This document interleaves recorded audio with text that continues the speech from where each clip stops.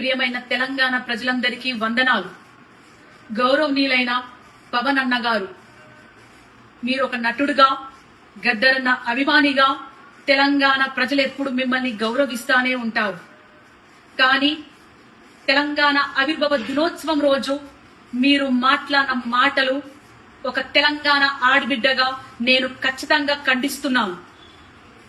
తెలంగాణ సినిమాల్లో యాక్ట్ చేస్తే రాలేదు, తెలంగాణ పొత్తులకు పోతే రాలేదు, తెలంగాణ పైసలు వంచితే రాలేదు, తెలంగాణ లాబీలు చేస్తే రాలేదు. తెలంగాణ పోరాటం ఓ సాయుధ పోరాటం. తమ రక్తం చిందించిన గడ్డగా నిలబడ్డ తెలంగాణ బిడ్డల త్యాగాల పోరాటం.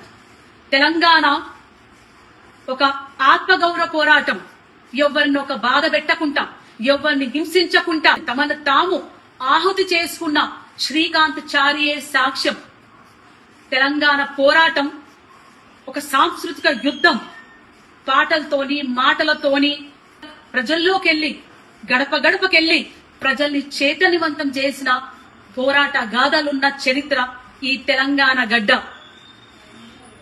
మా భూములు మావి, మా నీళ్లు మావి, మా పాలన మాది అనే ఒక నినాదంతో పల్లె పల్లె, గడప గడప త్యాగాలు చేసి సాధించుకున్న పోరాట గడ్డ.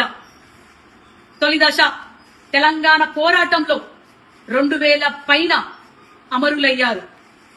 అది ఆన్ రికార్డ్. కానీ ఎంతో మంది అడవిలో అన్నలు తెలంగాణ కోసం సపోర్ట్ చేస్తూ వాళ్ళని ఎన్కౌంటర్ చేయించబడ్డారు.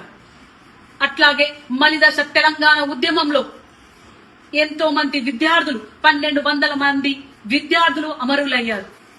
జేఏసీ ఆధ్వర్యంలో ఎంతో మంది గవర్నమెంట్ ఉద్యోగాలకు తీసేశారు. ఎంతో మంది ఆడబిడ్డలు, తల్లులు తమ కొడుకులని, తమ బిడ్డలని నడవండ్రా బిడ్డ, మన తెలంగాణ మనది, మీరు ముందుకెళ్ళండి, పోరాటంలో భాగం రండి, మేం కుటుంబాలను చూసుకుంటాం అని వీరగాథలు నడిచిన తెలంగాణ మనది. మీరెవరైనా నన్ను బెదిరించడానికి, బెదిరించే వాళ్ళు మీ అయ్యే జాగీరా తెలంగాణ?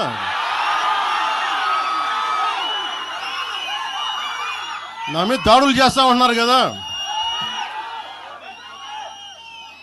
నాకు తెలంగాణలో బెదిరింపుల కంటే కూడా ఆంధ్రాలో బెదిరింపులు ఎక్కువ. నాకు తెలంగాణలో ఇంకా రానివ్వు అంటారు నన్ను.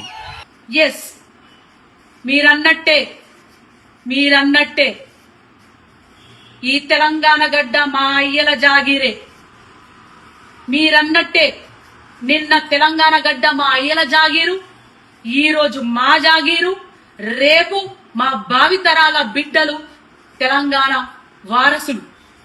ఇది మా గడ్డనే, మా తెలంగాణ గడ్డనే, మా త్యాగాల గడ్డనే అని తెలియజేసుకుంటూ జై తెలంగాణ, జోహర్ తెలంగాణ అమరవీరులకు.